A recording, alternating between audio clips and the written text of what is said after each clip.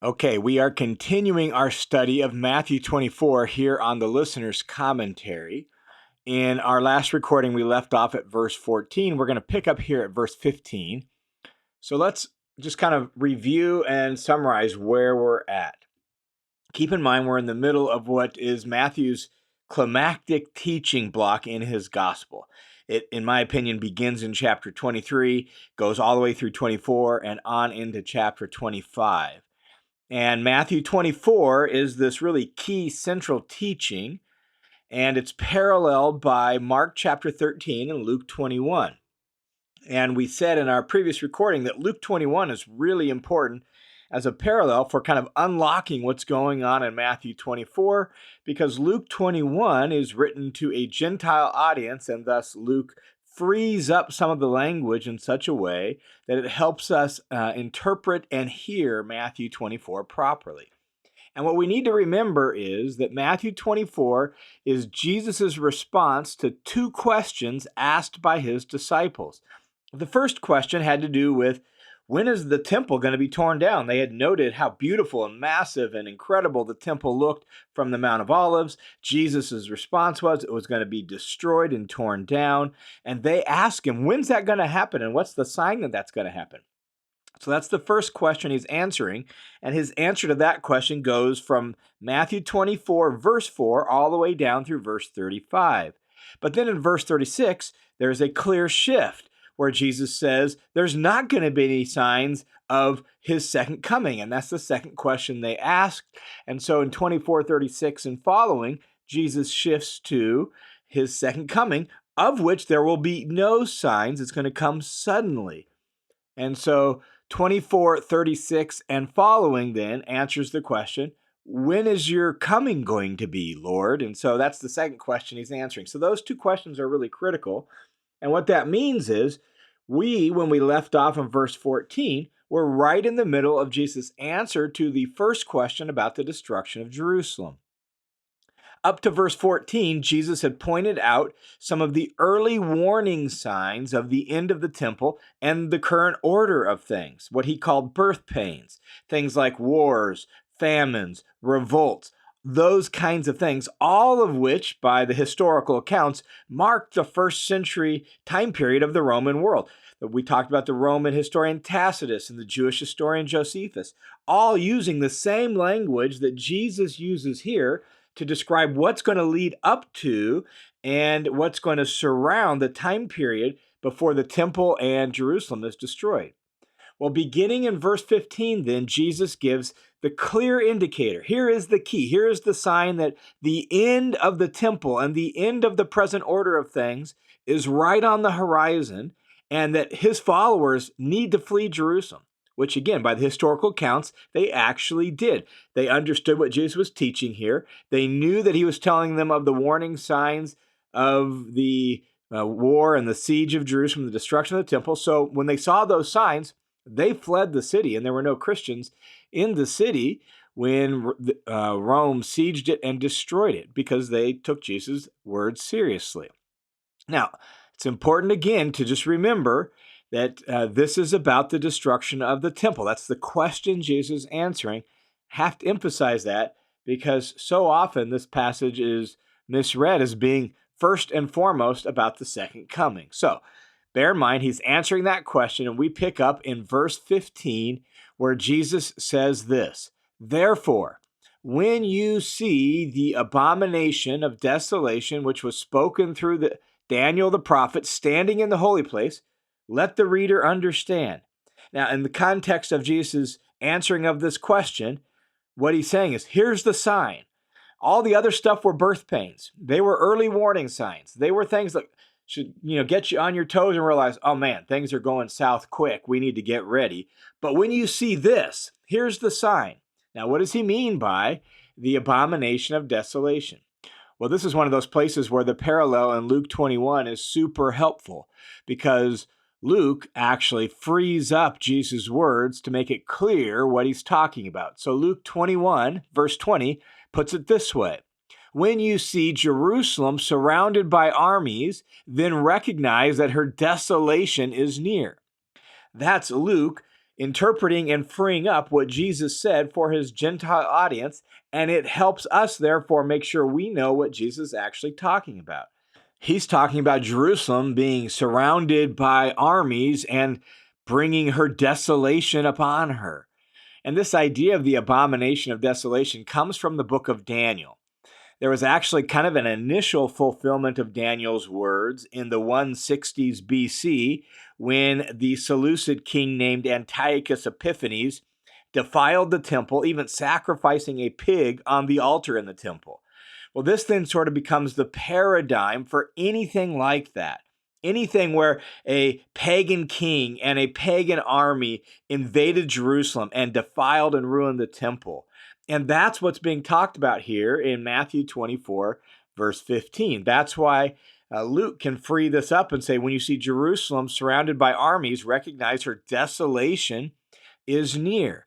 In fact, the message in Daniel chapter 9 particularly, actually fits with the kind of the time period, the chronology of the Roman invasion in the first century. And the Jews of the time actually saw specific events of the war with Rome as the desolation of abomination. They saw zealots killing priests in the temple, Roman shields and standards with their idolatry in the temple, all of that. So what this is talking about, the abomination of desolation, what it's talking about is Jerusalem's desolation at the hands of the Roman army. That's the sign. When you see the Roman armies beginning to mount and gather in Judea and beginning to move towards Jerusalem, then you know it's time. The end is about to happen. And then Jesus says, so here's what you must do. Look at verse 16. Then those who are in Judea must flee to the mountains. Whoever is on the housetop must not go down to get things out of his house. Whoever's in the field must not turn back to get his cloak. Notice what he's saying is when you see this happening, there's no time left. You need to flee immediately. Don't even go downstairs. Just immediately start running across the housetops and getting out of the city. If you're out in the field, don't go back home. Just immediately leave, right? Get out. Notice that these instructions only make sense if we're talking about a siege of Jerusalem, and not the return of Jesus. And what Jesus is basically telling them is, you just need to leave. Contrary to normal wartime procedure of hunkering down inside the walls of your city, he tells his followers, don't do that. Don't go that way. Get out of there. And guess what? The early Christians took Jesus seriously. They understood what he was talking about here in these verses. And when they saw it, they fled the city, and they weren't found in the city when it fell. Now, Jesus continues in verse 19 and says, but woe to those women who are pregnant and to those who are nursing babies in that day, like a siege. If you're pregnant and you got to flee and you got to get out of the city, or if you've got a nursing baby, this is an awful situation to be at that stage of life with little ones or being pregnant and being stuck in a city that is being besieged, or trying to flee a city before it is besieged. And that just speaks, I think, to Jesus' compassion. He feels their pain. He's like, this is going to be awful. I hope you're not in that position when you're there. He says, moreover, pray that when you flee, it won't be winter or on a Sabbath. Again, the compassion. I mean, that would make it even worse if it were the winter time when you had to do this. When the rains made it harder to flee, when all the dry riverbeds were full of water, when the Jordan was flooded, it would be so difficult to get out of there before the Romans could attack and kill you. Then he goes on in verse 21 and says, for then there will be great tribulation, such as not occurred since the beginning of the world until now, or forever again. And the accounts of the siege and the destruction of Jerusalem from AD 66 to AD 70, they're truly horrific. The accounts describe streets running with blood. Before the Romans even overran the city, the infighting between various Jewish factions and groups killing off each other. There were bodies in the descriptions piled everywhere. Josephus even reports women killing their own babies and cooking them for food because the starvation got so bad. It was awful. And when Jesus says these words, that's what he's getting at. In fact, it's somewhat reminiscent of what we heard in Tacitus's description, sort of this this language is maybe a little bit hyperbolic, but it gets to how awful it is. We read in our last recording Tacitus, who just talked about how bad things were in the first century in the Roman Empire. And he says, it was never like this in history before or again. And that's very much what Jesus is saying here. It's a way of saying it's going to be just awful and it's going to be terrible. In fact, it's going to be so terrible that Jesus says in verse 22, if those days had not been cut short, no life would have been saved. Nobody would have been spared.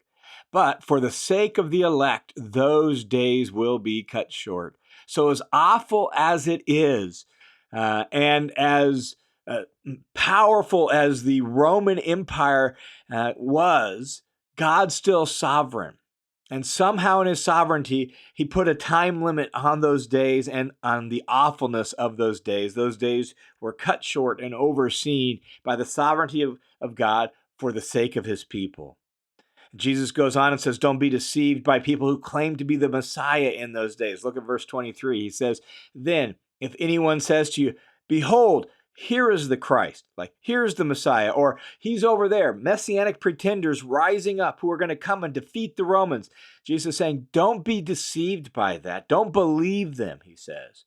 For false Christ, that is false messiahs and false prophets, will arise and will provide great signs and wonders so as to mislead, if possible, even the elect. And so the days and the decades leading up to this event are going to be so awful, and there's going to be so much revolt that there's going to be false prophets, false messiahs that are going to try to lead people against the Romans, and they're going to lead people astray.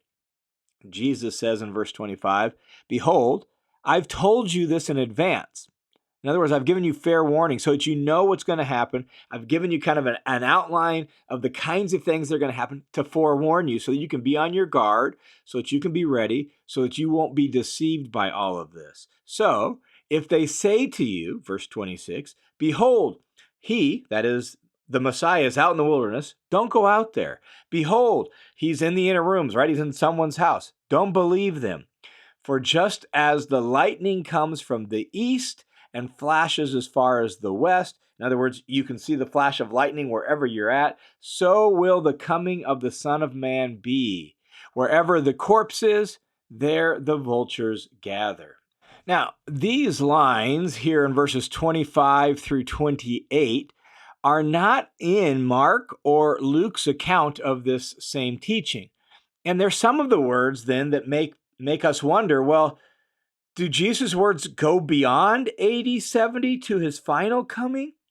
They're words that sound like that, right? And so is there a little bit of intermixing of maybe stuff about the destruction of Jerusalem that points forward to maybe the great and final coming of the Lord? I think R.T. France, whose commentary on Matthew is really excellent, I think he makes a helpful suggestion. He says this, he says, remember that the disciples asked a two-pronged question, one about the destruction of the temple and one about Jesus' coming or Jesus' return. And Jesus will come very soon in verse 36 here to talk specifically about his return. But he doesn't want his disciples to confuse the two. So the destruction of the temple is not the same thing as, or it's not even necessarily an immediate precursor to his return. So here's what France says. He says these words then in verse 27 are clarifying that they shouldn't believe anyone who says they're the Messiah. When that happens, when the coming of the Messiah appears, there will be no question. It will be as obvious as lightning in the sky. And I think that helps clarify how these words here fit in to what Jesus is actually saying. So Jesus' primary focus is on the destruction of Jerusalem. But here he's saying, don't get confused about people who are claiming to be the Messiah. I will return, but when I do, it will be completely obvious. And so don't confuse the destruction of the temple with that event.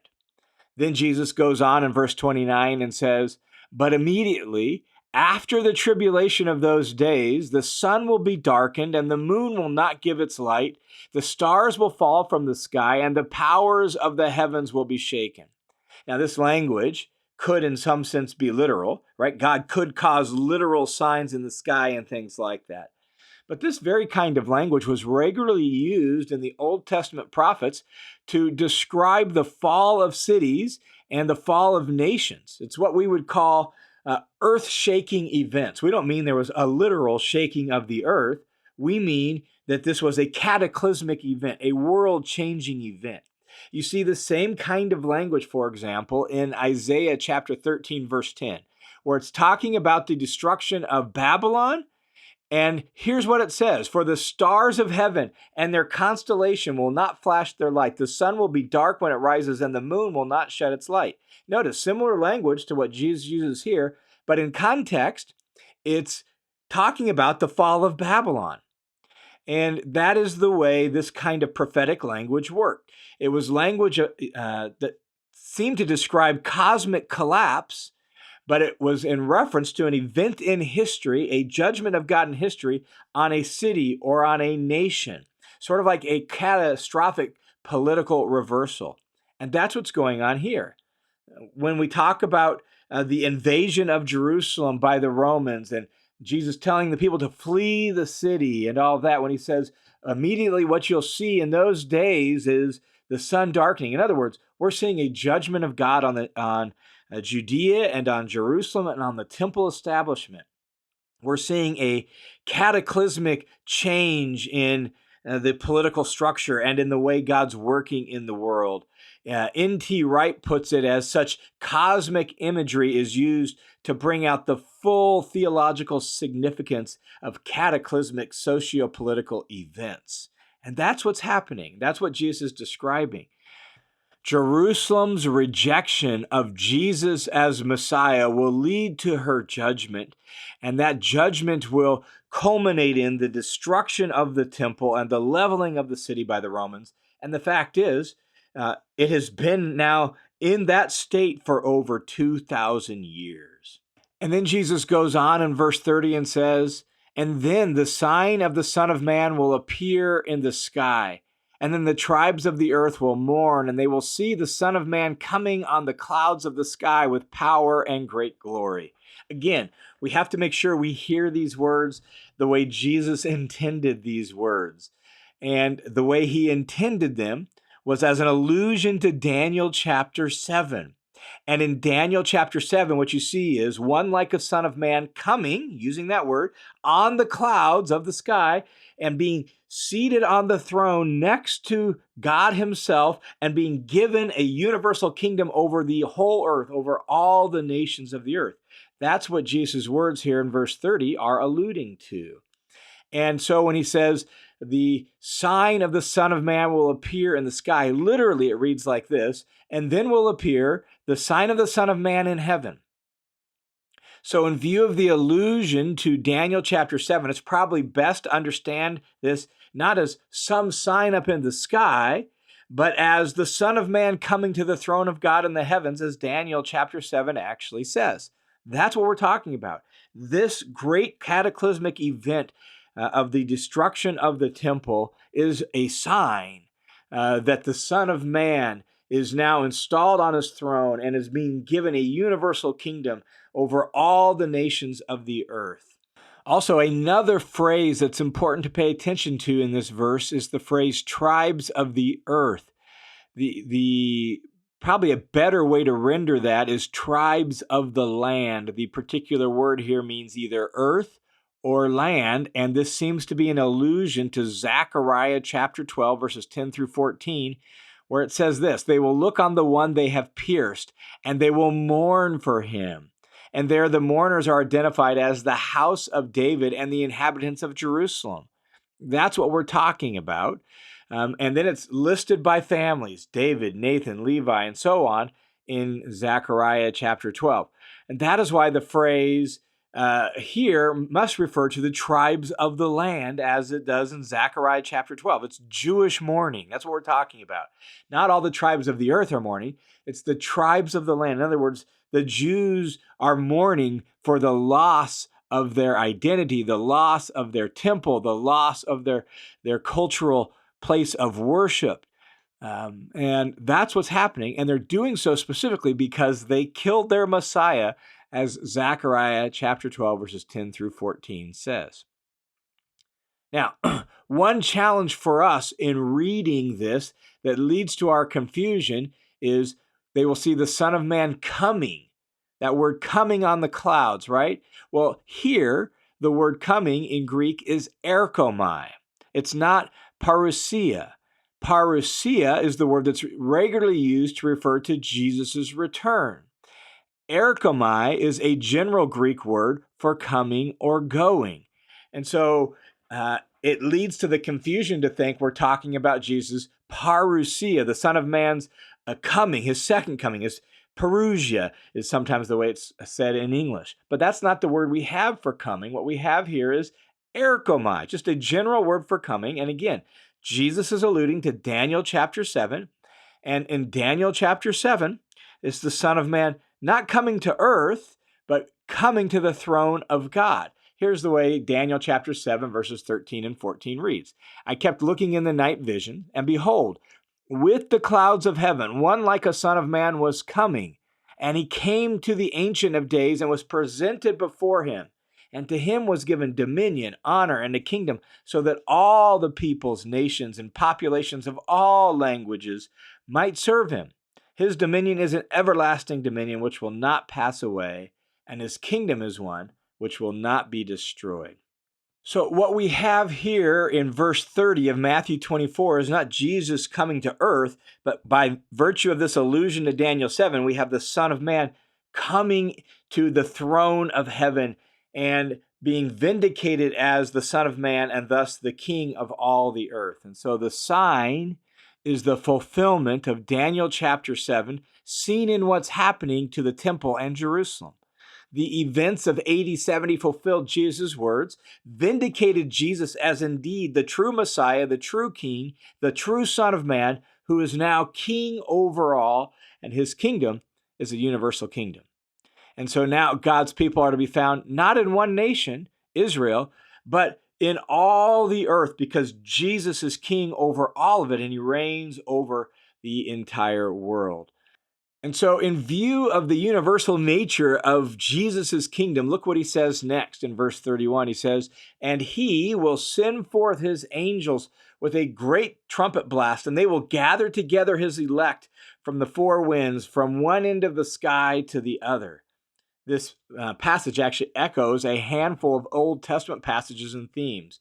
One of the key ones is the promise of restoration after exile. And Jews in Jesus' day believed they were still waiting for that promise to be fulfilled. So, for example, listen to these words from Deuteronomy chapter 30, verses 1 through 4. It says this, so it will be when all of these things have come upon you, the blessing and the curse which I have placed before you, and you call them to mind in all the nations where the Lord your God has scattered you, and you return to the Lord your God and obey him with all your heart and soul in accordance with everything that I'm commanding you today, you and your sons, then the Lord will restore you from captivity and have compassion on you and will gather you again from all the peoples where the Lord has scattered you.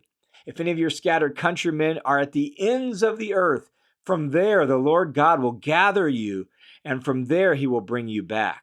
Or another one from Isaiah chapter 27, verse 13. It will come about also on that day that a great trumpet will be blown, and those who are perishing in the land of Assyria and those who are scattered to the land of Egypt will come and worship the Lord on the holy mountain in Jerusalem. And so Jesus seems to be echoing this Old Testament theme that at some point God would restore his people. He would bring an end to the exile that they, by virtue of their foreign oppression, were in some sense still enduring. And when that happened, God would gather all his people from all the nations and bring them to himself. So I think that's what Jesus is getting at here is not something that happens again at the end of time, but really the missionary activity of the church going out and gathering his people. And that might help us understand the word angel a little differently. The word angel is just a general word for messenger in Greek. And there's two options, a heavenly messenger, what we typically call angels. And if that's the case, then we're talking about maybe regathering at the end of time. And that's possible. Or it's just the word for messenger here because that's the basic meaning of this word. That that he will send forth his messengers into all the earth to gather his elect. And if that's what we're talking about, then we're talking about the missionary activity of the church. It's not 100% clear, and I'm not sure the best way to take it, but I tend to think it's number 2. However we take some of these variations, here's the main point. The destruction of the temple and Jerusalem is a sign of God's judgment on the nation of Israel for their faithless rejection of their Messiah. And at the same time, it's a sign of their Messiah's vindication, his heavenly enthronement. And on the basis of that enthronement, he now has a universal kingdom, as Daniel chapter 7 promised, and so he'll gather his people from the whole earth.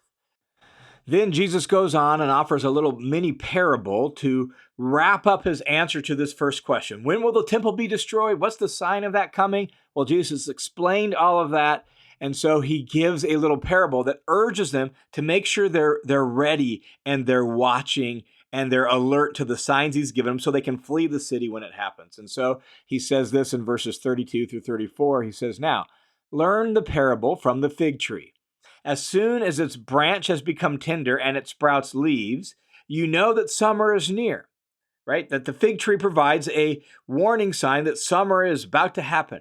So too you, when you see all these things that Jesus just described, recognize that he, or probably better, it is near. In Greek, the word he and it are the same word. So recognize that it is near. This climactic end that we're answering a question about, that it's near, right at the door. Truly I say to you, this is really important. Notice what he says. Truly I say to you, this generation will not pass away until all these things take place. Heaven and earth will pass away, but my words will not pass away. Now, this is really important. Notice what he said. I'm answering your question, and it's going to happen in this generation. In the next 40 years, this is going to happen. And that's why, again, that indicates that he can't primarily be talking about his second coming. He has to be talking about something that happens in that generation. This generation will not pass away until all these things take place. And sure enough, that's what happened. 40 years from the time that Jesus spoke these words, all these things took place. The temple was leveled and Jerusalem was destroyed. And so the primary focus of Jesus' words in chapter 24, 4 through 35 is on that event, the destruction of Jerusalem and the temple. Now, I do think that Jesus speaks in kind of typical Hebrew prophetic fashion, where the language is a bit vague and maybe even a little ambiguous.